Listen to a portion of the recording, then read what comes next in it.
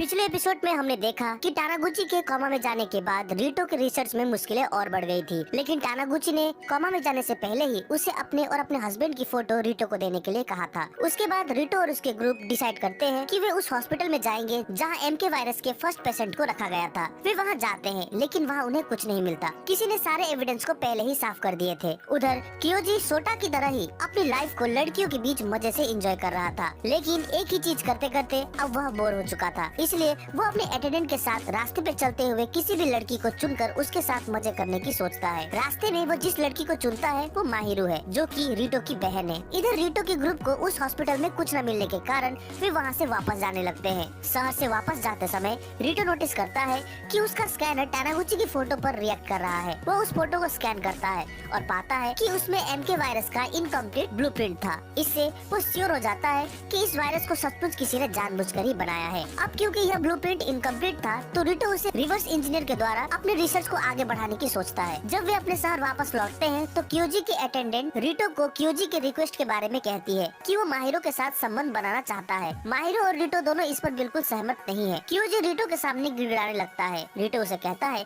कि माहिरो अभी केवल 16 साल की है, लेकिन कियोजी इसे नहीं सुनता और वह हाथ जोड़कर उससे भीख मांगते हुए कहता है कि वो माहिरो को सच्चे दिल से प्यार करने लगा है। रीटो उसे अब आगे समझा नहीं पाता और आखिरकार वो माहिरो के साथ उसका एक लंच डेट फिक्स कर देता है। यह डेट कियोजी के लिए उल्टी पड़ जाती है क्योंकि माहिरो उसे रिजेक्ट कर देती है। बाद में जब रीटो नहा रहा होता है तब अकाने और मारिया उसके बाथरूम में घुस जाती है। वो घबरा जाता है, लेकिन वे वहाँ उससे मस्ती करने नहीं आई है। वे उससे कहती है कि वो उसके काम में उसका साथ देना चाहती है। वे आगे कहती है कि जिन्होंने भी इस वायरस के क्यूर को ढूंढने की कोशिश की है वो या तो खो गए हैं या फिर उन्हें मार डाला गया है। वास्तव में गवर्नमेंट नहीं चाहती कि कोई भी इस वायरस के क्यूर को ढूंढे। उनका यहाँ इस तरह आने का कारण यह है कि कोई इसे सुन न ले। इसे सुनकर रीटो सतर्क हो जाता है। अगले दिन रीटो, मारिया, अकाने और सुई शहर के एक बंद पड़े जगह पर अपना एक रिसर्च बेस बनाते हैं। मारिया अपने खुफिया सोर्स द्वारा गवर्नमेंट के कंप्यूटर से जरूरी दस्तावेज को निकाल लेती है ताकि उन्हें एमके वायरस के इन्वेस्टिगेशन में मदद मिले। वे वहाँ पाते हैं कि एमके वायरस के कई वायरोलॉजिस्ट को केमन सिटी के उसी बंद पड़े हॉस्पिटल में एडमिट कर दिया गया है। रीटो के लिए यह एक अच्छी खबर है। इधर सोटो अब सभी के साथ अपना प्यार बांटने में लग चुका है।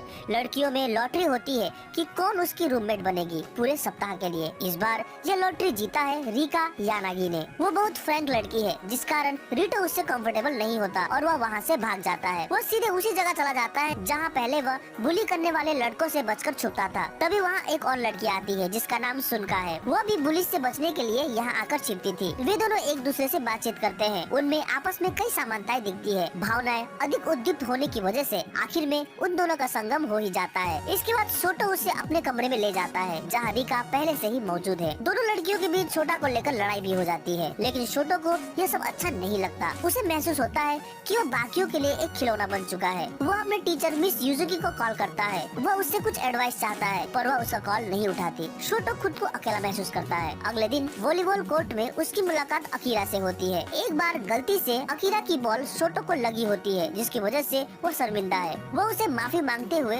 सीड्यूस करने लगती है। छोटो उसके बड़े बड़े संतरों के बीच खुद को रोक नहीं पाता और उसे खुशी के पल दे ही देता है। अगले दिन कैरन कहती है कि लॉटरी सिस्टम से सारी लड़कियों का भला नहीं हो रहा है, सबको मौका नहीं मिल पा रहा है। इसलिए वो डिसाइड करती है कि अब से लड़कियां सर्वेंट के रूप में रीटो की मदद करेंगी और पेमेंट के रूप में रीटो उन्हें एक एक किस देगा। रिका को किस करते हुए छोटो के हाथ में खरोच आ जाती है, जिसके लिए उसे नर्स ऑफिस में ले जाया जाता है। नर्स भी काफी कामुक रूप से उसका इलाज करती है। छोटो की देखभाल करने के लिए कैरन इत्सीजो, सुनका और अकीरा को उसके साथ रहने को कहती है। इसके बाद वे तीनों छोटो के साथ काफी बेहतरीन पल बिताते हैं। इसी तरह दिन बीतने लगते हैं और धीरे धीरे छोटो भी सेक्सुअली काफी एग्रेसिव हो जाता है। एक दिन सियोन हसीरो नाम की एक लड़की स्कूल में ट्रांसफर होकर आती है। वो पहले भी इस स्कूल में पढ़ चुकी है। जब छोटो को लड़के बुली कर रहे होते थे तब वह उस बुली शो को काफी एंजॉय करती थी और छोटो को काफी बुरा फील कराती थी। पर अब जब वह वापस आई है तो वह छोटो के साथ संबंध बनाना चाहती है। उसे देखकर छोटो को पुरानी बातें याद आने लगती है और वह उसे पूरी तरह से इग्नोर कर देता है। छोटो कैरन से कहता है कि उसको शियोन का यहाँ रहना पसंद नहीं है। इस पर कैरन उसे कहती है कि शियोन एक्ट्रेस बनने की कोशिश कर रही थी, लेकिन एमके वायरस की वजह से उसका यह सपना अधूरा रह गया। अब वह तभी एक्ट्रेस के रूप में चुनी जा सकती है अगर वो तुम्हारे साथ संभोग करने में सफल होगी। अब वह पूरी तरह से तुम्हारे दया पर है। यह सुनकर छोटो खुश होता है और बदला लेने की सोचता है। वो उसे ह्यूमिलेट करने लगता है और क्लास में अंडरवेयर लगाकर आने को कहता है और इसी तरह रहने को कहता है। तभी तभी वो उसके साथ संबंध बनाएगा। सियोल लज्जित होते हुए भी उसके सारे चीजों को करती है। उसके बाद वो बाकी लड़कियों के सामने स्कूल की छत में उसके साथ संबंध बनाता है। शोटो अब काफी हिंसक होता जा रहा था। वो केरन को एक और लड़की को उसके पास भेजने को कहता है, जो कि एरिसा होती है। एरिसा वही लड़की है जिसने उसके बॉयफ्रेंड के साथ मिलकर एक बार शोटो की कुटाई की थी। एरिसा को चेन में बांधकर रखा गया था। शोटो उसे चेन से खींचकर टॉयलेट में ले जाता है और उसके घाव को चाटने के लिए कहता है, जो कि उसके बॉयफ्रेंड द्वारा उसे दी गई थी। एरिसा ना चाहते हुए भी घाव चाटने लगती है। शोटो अब बिल्कुल बदल चुका है। अब वह पहले की तरह शर्मिला नहीं रहा, बल्कि अब तो वह क्लास की हर लड़की के साथ हर वक्त हर जगह अपनी प्यास बुझाने लग जाता है। इसी बीच एक लड़की जो कि बाकी लड़कियों से थोड़ी अलग थी, शोटो उससे अपनी प्यास बुझाना चाहता है, लेकिन वह उसे इनकार कर देती है, यह कहकर कि उसकी शारीरिक अवस्था अभी ठीक नहीं है। बाद में हमें पता चलता है कि वास्तव में वह लड़की एक इन्फॉर्मर है, जो कि एरिसा को शोटो की सारी जानकारी प्रोवाइड कर रही थी। वे शोटो का किडनैप करने की फिराक में थे। इधर रिटो और ग्रुप फिर से केमन सिटी के उस एबेंडन हॉस्पिटल में तहकीकात करने जाते हैं, ताकि उन्हें एमके वायरस से रिलेटेड कुछ क्लू मिल सके। तभी सुई द्वारा गलती से हॉस्पिटल की एक कच्ची दीवार टूट जाती है, जहां उन्हें हॉस्पिटल का एयर डक्ट दिखता है, जो कि काफी बड़ा होता है। वे उसके अंदर से आगे बढ़ने लगते हैं। वहां से जाते हुए अचानक एयर डक्ट टूट जाता है और वे नीचे गिरते हुए अंडरग्राउंड लेबोरेटरी में पहुंचते हैं। शायद ये वही लैब है जहां एमके वायरस बनाया गया है। इससे पहले कि वे वहां इन्वेस्टिगेट करते, उन्हें कुछ हथियारबंद लड़कियां घेर लेती है और वे उन्हें मारने ही वाली होती है कि तभी एक दूसरा हथियारबंद ग्रुप वहां पहुंच जाता है और रिटो और ग्रुप को उनसे बचा लेता है। इस दूसरे ग्रुप को मिस क्लोई लीड कर रही होती है, जो UW अर्थात यूनाइटेड वुमेन पीस कीपिंग की एजेंट है। तभी वहाँ बम ब्लास्ट होने लगता है। क्लोई रिटो और ग्रुप को वहाँ से बच निकालने में मदद करती है। उधर क्लोई की assistant miss pop Japanese UW के काउंसिल मेंबर को अरेस्ट करती है। उनका अनुमान है कि इनके ऑर्डर से ही एमके वायरस को बनाया गया था। इधर ये बम धमाके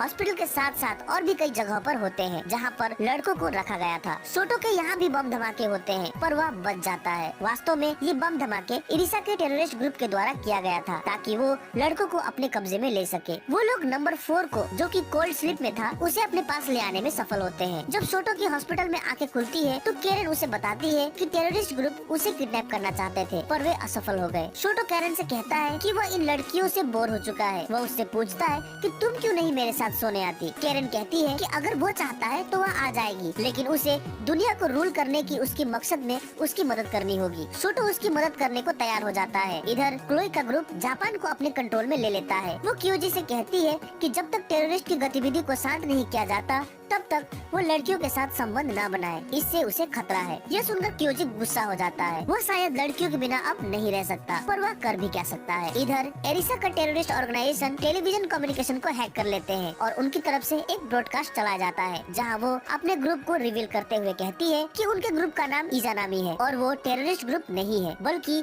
UW ऑर्गेनाइजेशन के विद्रोही है। वो बताती है कि UW के लीडर्स ने ही एमके वायरस को बनाया है, ताकि इस दुनिया के सारे आदमी खत्म हो जाए और औरतों का ही शासन हो। लेकिन इजानामी इसके खिलाफ है और वो आदमियों को बचाना चाहती है। वो आगे कहती है कि UW के लीडर्स बिना आदमी के ही बच्चा पैदा करने के प्रोजेक्ट पर काम कर रही है और अगर वे इसमें सफल हो गए तो वे बाकी बचे लड़कों को भी मार डालेंगे, इसीलिए उन्हें रोकना जरूरी है। वो सभी जिंदा लड़कों को उनके ग्रुप में शामिल होने को कहती है। इस टेलीकास्ट को देखने के बाद रिटो और ग्रुप क्लोई की चाल को समझ जाते हैं और वो वहाँ से निकलने की तरकीब सोचते हैं। रिटो अपने रूम में अपना सामान समेटने जाता है, लेकिन वहाँ उसे शोटो और केरन मिलते हैं। शोटो पहले से थोड़ा बड़ा और अलग दिख रहा है। वास्तव में उसे टेक्नोलॉजी की मदद से केरन ने थोड़ा उम्रदराज बना दिया है, ताकि वो बाकी लड़कों के सामने ज्यादा प्रभावी दिख सके। रिटो और शोटो के बीच बातचीत होती है, पर ऐसा लगता है कि दोनों के विचार एक दूसरे से अलग थे। फिर रिटो मीरा से मिलता है और उसे उनके साथ वहाँ से भाग निकलने को कहता है, लेकिन मीरा वहाँ से तभी जाएगी अगर रिटो उससे संबंध बना ले। वो ऐसा करने से मना कर देता है। तभी वहाँ मिस पॉप आ जाती है और उन्हें अरेस्ट कर लेती है। वो रिटो और ग्रुप को